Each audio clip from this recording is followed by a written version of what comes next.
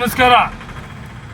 ಇವತ್ತು ಯಾಕೆ ನಾನು ಲೈವ್ ಬರ್ತಾ ಇದ್ದೀನಿ ಅಂದರೆ, ಇವತ್ತು ಇಲ್ಲಿ ನೋಡ್ಬೋದು ವರ್ಮಾ ಜಯಂತಿ ನಗರ ಬ್ರಿಡ್ಜು, ಆ ವರ್ಮಾ ಮುಖ್ಯ ರಸ್ತೆಯಲ್ಲಿ ಇರುವಂಥ ಗ್ಯಾಸ್ ಬಂಕ್ ಇದೆ. ಆ ಗ್ಯಾಸ್ ಬಂಕಲ್ಲಿ ಇವತ್ತು ಆಟೋ ಚಾಲಕರು ಪಡ್ತಾರ ಕಷ್ಟ ನೋಡ್ತಾ ಇದ್ರೆ ಬಿಸಿಲಲ್ಲಿ ನಿಜವಾಗ್ಲೂ ತುಂಬ ತುಂಬ ತುಂಬ ಮನಸ್ಸು ಬೇಜಾರಾಗುತ್ತೆ.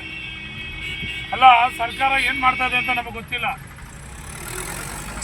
ಅಲ್ಲ ರೀ, ಹೊರದೇಶದಲ್ಲಿ ಆಗ್ತಾ ಇದೆ ಅಂತಾರೆ, ಟಿ ವಿ ಲೈನಲ್ಲಿ ನೋಡಿದ್ರೆ, ಎಲ್ಲ ನ್ಯೂಸಲ್ಲಿ ನೋಡಿದ್ರೆ ಗ್ಯಾಸ್ ಬರ್ತಾ ಇದೆ, ಗ್ಯಾಸ್ ತೊಂದರೆ ಇಲ್ಲ ಅಂತ. ಇವತ್ತು ಆಟೋ ಚಾಲಕರು ಇವತ್ತು ಬಂದು ನೀವು ನೋಡ್ರಿ, ಕುತ್ಕೊಂತಿರಲ್ಲ, ಎ ಸಿ ರೂಮಲ್ಲಿ ಕುತ್ಕೊಂತಿರಲ್ಲ, ಎ ಸಿ ರೂಮಲ್ಲಿ ಕುತ್ಕೊಂಡು ಕಾಲ ಮೇಲೆ ಕಾಲು ಹಾಕೊಂಡು ಕುತ್ಕೊಂತೀರಾ. ಆಮೇಲೆ ಕೆ ಮುನಿಯಪ್ಪ ಅವ್ರು ಹೇಳಿದ್ರು ಈ ರೀತಿಯಾಗಿ ಎಲ್ಲ ಥರ ಬರ್ತಾ ಇದೆ, ಅಡುಗೆ ಅನಿಲಗಳು ಬರ್ತಾ ಇದೆ, ಕಮರ್ಷಿಯಲ್ ಬರ್ತಾ ಇದೆ ಅಂತ.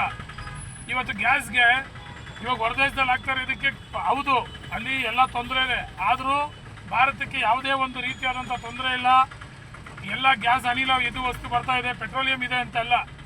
ಇವತ್ತು ತಿರ್ಗಾ ಬಂದ್ಬಿಟ್ಟು ನೋಡಿ, ಇಲ್ಲಿಂದ ನೋಡಿ, ಕಮ್ಮಿ ಅಂದರು 1.5 ಇಂದ 2-3 ಕಿಲೋಮೀಟ್ರ್ ದೂರದವರೆಗೂ, 3 ಕಿಲೋಮೀಟ್ರು ಈ ಒಂದು ಆಟೋ ಚಾಲಕರು ಪಡ್ತಾ ಇರೋ ಕಷ್ಟ ನನಗೆ ನಿಜವಾಗ್ಲೂ ಹೇಳ್ತೀನಲ್ಲ, ನಿಜವಾಗ್ಲೂ ಮನಸ್ಸಾಕ್ಷಿ ಇದ್ರೆ ನೀವು ಬಂದು ಒಂದು ಸ್ವಲ್ಪ ನೋಡ್ಬೇಕು ಸ್ವಾಮಿ.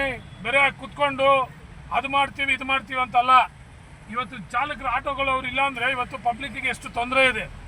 ಅರ್ಜೆಂಟಾಗಿ ಹೋಗೋರು ಇದ್ದಾರೆ, ಪೇಷಂಟ್ಸ್ಗಳು ಇರ್ತಾರೆ, ಡೆಲಿವರಿ ಪೇಷಂಟ್ಸ್ಗಳು ಇರ್ತಾರೆ, ಅನೇಕ ರೀತಿಯಲ್ಲಾದಂಥ ಕೆಲಸಗಳಿದೆ. ನೋಡಿ, ಅಲ್ಲಿಂದ ನೋಡ್ಕೊಂಡು ಬರ್ತಾ ಇದ್ದೀನಿ, ಕಮ್ಮಿ ಅಂದರೂ 2.5 ಕಿಲೋಮೀಟ್ರು 3 ಕಿಲೋಮೀಟ್ರ್ ಅಷ್ಟು ದೂರಕ್ಕೆ ಆಟೋ ಈ ರೀತಿಯಾಗಿ ಇದೆ, ನಿಂತಿದೆ ಗ್ಯಾಸ್ಗಾಗಿ. ಇವತ್ತು ಅವ್ರಿಗೆ ಏನಂದರೆ, ಇವತ್ತು ಅವ್ರು ಗ್ಯಾಸ್ ಹಾಕ್ಕೊಂಡ್ರೇ ಅವ್ರಿಗೆ ಓಡೋಕ್ಕಾಗೋದು, ಪೆಟ್ರೋಲಿಗಿಲ್ಲ. ಯಾಕೆ ಹಿಂಗೆ ಆಗ್ತಾ ಇದೆ?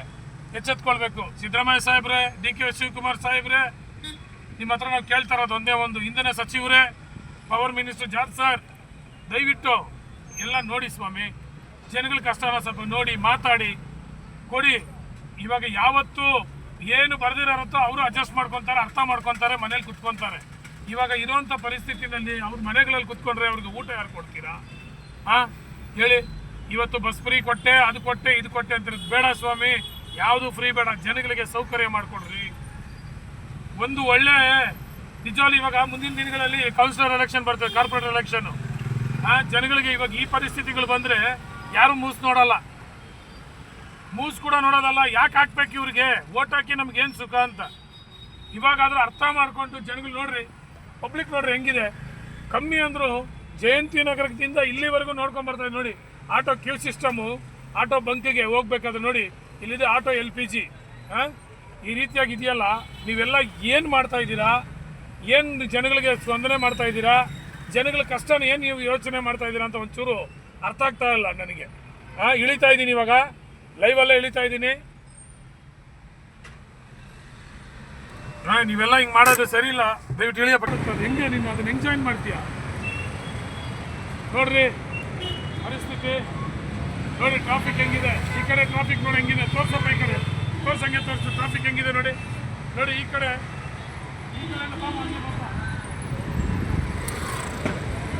ನೋಡಿ ಆಟೋ ಬರ್ತಾರ ಕಷ್ಟ. ಇವತ್ತು ನೀವು ಆಟೋನ ಕುತ್ಕೊಂಡು ಮನೆಗಳಲ್ಲಿ ಮಾಡ್ತೀರಾ ನೋಡಿ, ಆಟೋಗಳಲ್ಲಿ ಬರ್ತಾರ ಕಷ್ಟ. ಏನಾಗ್ತದೆ ಸ್ವಾಮಿ, ಏನಾಗ್ತದೆ ಆಟೋದಲ್ಲಿ? ಗ್ಯಾಸು ಎಲ್ಲೂ ಗ್ಯಾಸ್ ಇಲ್ಲ ಅಂತ, ಎಲ್ಲ ಕಡೆ ಗ್ಯಾಸ್ ಇಲ್ಲ ಅಂತ ಕೇಳ್ತಾ ಇದ್ದೀರಿ. ಆಟೋ ಡ್ರೈವರ್ ಕಷ್ಟನಾ ನಿಮ್ಗೆ ಅರ್ಥ ಆಗಲ್ವಾ? ನೋಡಿದ್ರೆ ಮಾತ್ರ ನ್ಯೂಸ್ಗಳಲ್ಲಿ ಬೆಳಿಗ್ಗೆ ರಾತ್ರಿ ನೋಡಿದ್ರೆ ಗ್ಯಾಸ್ ಬರ್ತಾ ಇದೆ, ಪೆಟ್ರೋಲಿಯಂ ಬರ್ತಾ ಇದೆ, ಇಷ್ಟು ಸಾವಿರಕ್ಕೆ ಬರ್ತಾ ಇದೆ. ನೋಡಿ ಬಂಕಲ್ಲಿ ನೋಡಿ ಪರಿಸ್ಥಿತಿ ನೋಡ್ರಿ, ನೋಡಿ ಯಾವ ಥರ ಇದೆ ನೋಡಿ. ಜನ ಏನು ಮಾಡಬೇಕು? ಬಂಕಲ್ಲಿ ನೋಡಿ, ಇಲ್ಲಿ ಮಾತ್ರ ಅಲ್ಲ, ಇದೆಲ್ಲ ಬ್ಯಾಂಕ್ ಇದು ಅಲ್ಲಿಂದ ಮಾಡ್ಕೊಂಬಂದ್ರೆ ಕಮ್ಮಿ ಅಂದರು 2.5 ಇಂದ 3 ಕಿಲೋಮೀಟ್ರ್ ಇದೆ. ನೀವು ಇನ್ನೂ ಎಚ್ಚೆತ್ಕೊಂಡಿಲ್ಲ ಅಂದರೆ ನಮ್ಮ ಜನಗಳಿಗೆ ಕಷ್ಟ. ಸಿದ್ದರಾಮಯ್ಯ ಸಾಹೇಬ್ರೆ, DK ಶಿವಕುಮಾರ್ ಸಾಹೇಬ್ರೆ, ಪವರ್ ಮಿನಿಸ್ಟರ್ ಜಾರ್ಜ್ ಸಾಹೇಬ್ರೆ, ನಿಮ್ಮನ್ನೆಲ್ಲ ಒಂದೇ ಒಂದು ಮಾತು ಕೇಳ್ತಾ ಇದ್ದೀನಿ, ಜನಗಳ ಕಷ್ಟ ನೋಡಿ. ನೋಡಿ ಆಟ ಆಡಿರೋ ಬೆಳಿಗ್ಗೆ ನಾಷ್ಟ ಮಾಡಿದ್ರೋ ಊಟ ಮಾಡಿದ್ರೋ ಇಲ್ಲ, ಬೆಳಿಗ್ಗೆ ನಾಷ್ಟ ಮಾಡಿದ್ರೋ ಊಟ ಮಾಡಿದ್ರೋ ಇಲ್ಲ, ನೋಡಿ ಬರ್ತಾರ ಕಷ್ಟ ನೋಡ್ರಿ. ಮನಸಾಕ್ಷಿ ಇಲ್ವೇನ್ರಿ ನಿಮಗೆ? ಕೊಡ್ರಿ ಗ್ಯಾಸ್ನ ಅವ್ರಿಗೆ. ಅವರು ಒಂದು ಹೊತ್ತು ಅವ್ರು ಹೋಗಿ ಗಾಡಿ ಓಡಿಸಿದ್ರೆ ಹೆಂಡತಿ ಮಕ್ಕಳು ಗೊತ್ತು ಅಲ್ಲಿಂದ ಎಲ್ಲಿಂದ ಬರ್ತಾರೆ ನೋಡಿ, ಬರ್ತಾರ ಕಷ್ಟ. ಅವ್ರು ಹೇಳ್ತಾರೆ ಹೌದು, ನೋಡ್ರೆ ನೀವೇ ಮಾತಾಡ್ಬೇಕು, ನಮ್ಗೆಲ್ಲ ನೋಡ್ರಿ, ಕರ್ನಾಟಕ ವಯಸ್ಸಾದ ವೇದಿಕೆ ರಾಜ್ಯಾಧ್ಯಕ್ಷರು ನವೀನ್ ಮಾತಾಡ್ತಾ ಇದ್ದೀನಿ. ಎಚ್ಚರಿಕೆ ಕೊಡ್ತಾ ಇದ್ದೀನಿ. ನೋಡಿ, ಜನಗಳಿಗೆ ಪಡ್ತಾರ ಕಷ್ಟ, ಅವ್ರು ಪಡುವಂತ ಕಷ್ಟ ಅವ್ರು ಪಡ್ತಾರ. ನಾವು ನೋಡ್ರಿ, ಆಟೋಗಳು ನೋಡ್ರಿ, ಆ ಕಡೆ ಅವ್ರು ಪಡೋ ಕಷ್ಟನ ನೀವು ಕೊಡ್ತೀರೇನ್ರಿ? ನೀವು ಊಟ ಹಾಕ್ತೀರೇನ್ರಿ ಅವ್ರಿಗೆ, ಹೆಂಡತಿ ಮಕ್ಕಳಿಗೆ? ಸರ್ಕಾರ ಅಂತೀರಾ, ನಮ್ಗೆ ಇದು ಬೇಕಂತೀರಾ, ಇನ್ನೊಬ್ರ ಮೇಲೆ ಇನ್ನೊಬ್ರು. ಬಿಜೆಪಿ ಮೇಲೆ ಇವರು, JDS ಅವರು ಎಲ್ಲ ಮಾತಾಡ್ತಿರಲ್ಲ, ಇದಕ್ಕೆ ನಿಮಗೆ ಮನಸ್ಸಾಕ್ಷಿ ಮನುಷ್ಯತ್ವ ಇಲ್ವಾ? ನೋಡಿ, ಅವ್ರು ಕೊಡ್ತಾರ ಕಷ್ಟ. ಬೆಳಿಗ್ಗೆ 6 ಗಂಟೆ 5 ಗಂಟೆಯಿಂದ ಬಂದು ಕ್ಯೂ ಸಿಸ್ಟಮ್ ಅಲ್ಲಿ ಹಾಕೊಂಡಿದ್ದಾರೆ. ಆಟೋ ಡ್ರೈವರ್ಗಳು ಎಲ್ಲ ಹೇಳ್ತಾ ಇದ್ದಾರೆ, ಮಾತಾಡಂಗೆ ತೆಗಿ. ಏನು ಹೇಳಿ?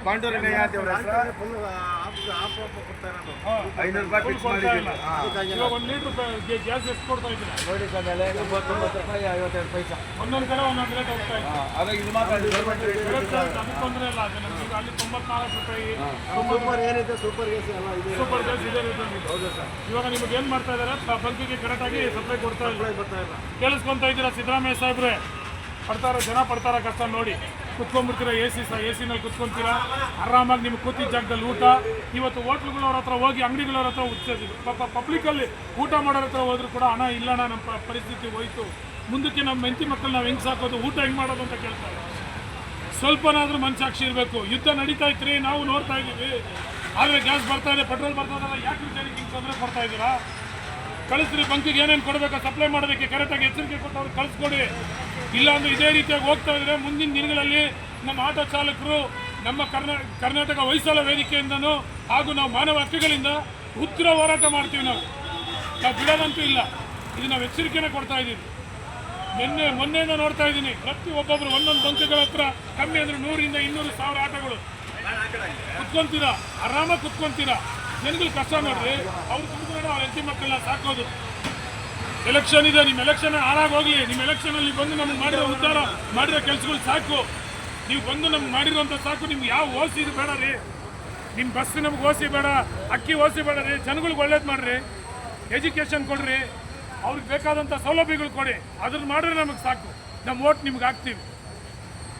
ಇದನ್ನು ನಾನು ಇನ್ನೊಂದ್ಸರಿ ಹೇಳ್ತಾ ಇದ್ದೀನಿ. ಕರ್ನಾಟಕ ಹೊಯ್ಸಳ ವೇದಿಕೆ ರಾಜ್ಯಾಧ್ಯಕ್ಷರು ನವೀನು ಹಾಗೂ ನಮ್ಮ ತಂಡದಿಂದ ಆಗಲಿ, ಮಾನವ ಹಕ್ಕುಗಳ ಇದರಿಂದ ಕೂಡ ಹೇಳ್ತಾ ಇದ್ದೀನಿ. ಇದೇ ರೀತಿಯಾಗಿ ನಡೀತಾ ಇದ್ರೆ ಮುಂದಿನ ದಿನಗಳಲ್ಲಿ ವಿಧಾನಸೌಧ ಮುಂದೆ ನಾವು ಬಂದು ನಿಂತ್ಕೊಂಡು ನಾವು ಆಟೋಗಳೆಲ್ಲ ಎಲ್ಲ ಗಾಡಿಗಳನ್ನ ತೊಗೊಂಬಂದು ಅಲ್ಲಿ ನಿಲ್ಲಿಸಿ ಮುತ್ತಿ ಹಾಕೋದಂತ ಗ್ಯಾರಂಟಿ. ಇದು ಎಚ್ಚರಿಕೆ ಕೊಡ್ತಾ ಇದ್ದೀನಿ. ಜೈ ಹಿಂದ್, ಜೈ ಕರ್ನಾಟಕ.